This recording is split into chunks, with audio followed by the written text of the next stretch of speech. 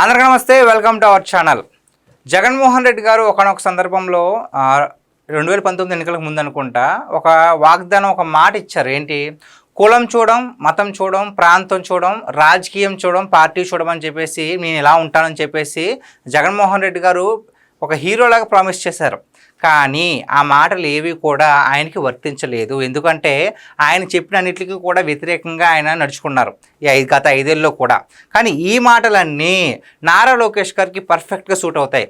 ఎందుకంటే ఆయన న్యాయం చేయాలనుకుంటున్నప్పుడు కులం చూడట్లేదు, మతం చూడట్లేదు, ప్రాంతం చూడట్లేదు, మరీ ముఖ్యంగా ఆ పార్టీ వాడా ఈ పార్టీ వాడని చూడట్లా. సాయం అని ఎవరు వచ్చినా సరే, అన్న నాకు ఈ సాయం కావాలనుకుంటే వెంటనే స్పందించి వాళ్ళకి సహాయం అందిస్తున్నారు. అసలు ఈ టాపిక్ ఎందుకు ఇప్పుడు తీసుకున్నాను అంటే, ఇక్కడ చూస్తున్నారు కదండి, రకిత అనే ఒక సోషల్ మీడియా పేజ్ ఉందండి. ఇది వైసీపీ వాళ్ళదే.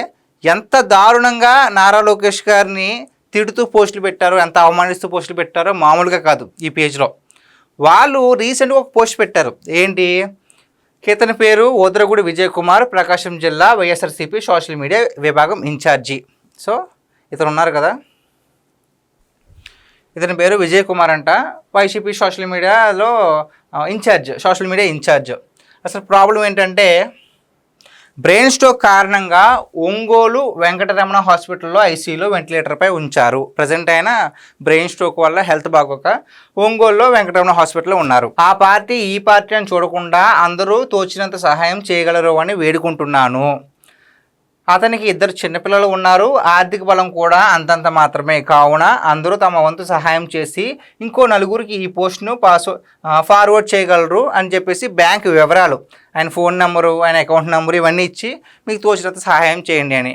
అసలు ఏంటంటే, ఈ రకిత అనే వాళ్ళు ఈ పోస్ట్ వాళ్ళు ఏం పెట్టారంటే, విజయ్ కుమార్ అనే ఒక అతను వైసీపీ ఇన్ఛార్జ్ సోషల్ మీడియాకి. సో అతనికి ప్రజెంట్ బ్రెయిన్ స్ట్రోక్ వచ్చింది.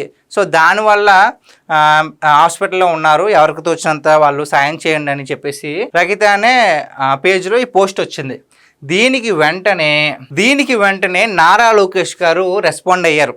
ఆయన ఆ పార్టీ ఈ పార్టీ గతంలో వెళ్ళినన్ను ఎలా తిట్టారు, ఇవి ఏమీ పట్టించుకోవాలా.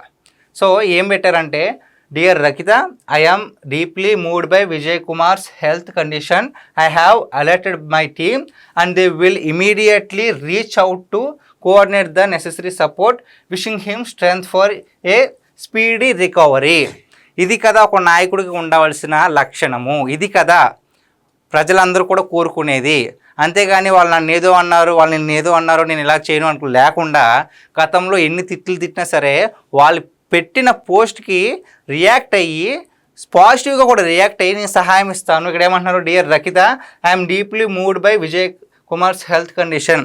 నేను ఆయన కండిషన్ తెలుసుకున్నాను. I have alerted my team. నేను నా టీంని అలర్ట్ చేశాను. వెంటనే వాళ్ళని సంప్రదించి ఏం కావాలో నేను చూసుకుంటాను, ఆయన త్వరలోనే కోలుకోవాలని నేను కోరుకుంటున్నాను అని చెప్పేసి నారా లోకేష్ గారు స్వయంగా ట్వీట్ పెట్టారు. దీన్ని బట్టి ఇప్పుడు మీకు అర్థం అవ్వాలి, ఎలాంటి వ్యక్తిని మీరు ఎన్నాళ్ళు ట్రోల్ చేస్తారు, ఎలాంటి వ్యక్తిని మీరు ఎన్నాళ్ళు అవమానించారు. మీ నాయకుడు ఏదో మీకు చేసేస్తారు అని చెప్పేసి మీరు అభిమానించవచ్చు. కానీ ఇప్పుడు ఏమైంది? ఇప్పుడు ఈ విజయ్ కుమార్ అనే ఆయన ప్రాణాలతో పోరాడుతున్నాడు. జగన్మోహన్ రెడ్డి గారు వచ్చేసి సాయం చేయట్లేదే. వాళ్ళు ఏదో సహాయం కోసం కోరుకుంటుంటే, ప్రత్యర్థి అయినటువంటి ఎవరైతే ఇప్పుడు దాకా మీరు శత్రువుగా చూసారో ఆ శత్రువే ఇప్పుడు మీకు సహాయం చేస్తున్నారు. దీన్ని బట్టి అర్థం చేసుకోండి, ఎవరు నిజమైన నాయకుడు, ఎవరు అవసరాలకి వాడుకునే నాయకుడు అని చెప్పేసి.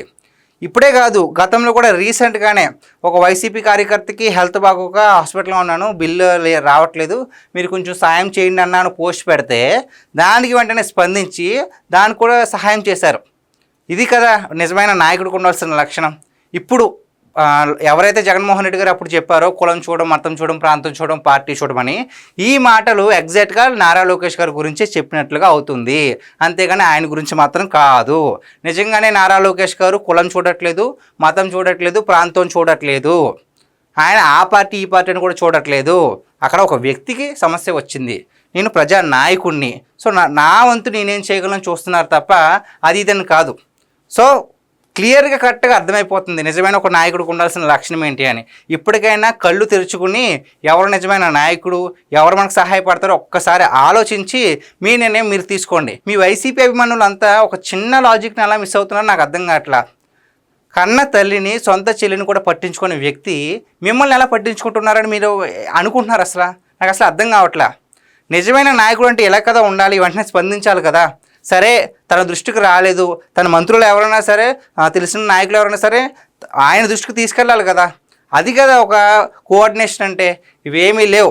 అధికారంలో ఉన్నంతసేపు కూడా మేము దోచుకున్నామా దాచుకున్నామా, ఆ స్కామ్ చేస్తామా ఈ స్కామ్ చేస్తామా తప్ప ప్రజలు మాకు ఏమైపోతాం మాకెందుకు, వాళ్ళకి రోడ్లు బాగుంటే మాకెందుకు, బాగుపోతే మాకెందుకు, మా డబ్బులు మాకు వచ్చాయి అనుకుంటే మాత్రం ఇలాగే ఉంటుంది. గతంలో రాజుగా ఉన్న వాళ్ళు ఇప్పుడు కనీసం బంటులుగా కూడా మిగలట్లేదు. 151 స్థానాలు ఎక్కడ, 11 స్థానాలు ఎక్కడ, నెక్స్ట్ ఎన్ని వస్తాయి కూడా ఎవరికి తెలియడం లేదు. కాబట్టి ఇకనైనా సరిగ్గా ఉంటే కనుక ప్రజల్లో కాస్త సానుభూతి ఉంటుంది. లేదంటే ఇలాగే వ్యవహరిస్తే కనుక మీ పతనానికి మీరే దారి తీసుకున్నట్లుగా అవుతుంది. సో గైస్, ఇది ఈరోజు మన వీడియో. ఈ వీడియో పైన మీ విలువైన అభిప్రాయాన్ని కామెంట్ రూపంలో తెలియజేయండి. Thank you.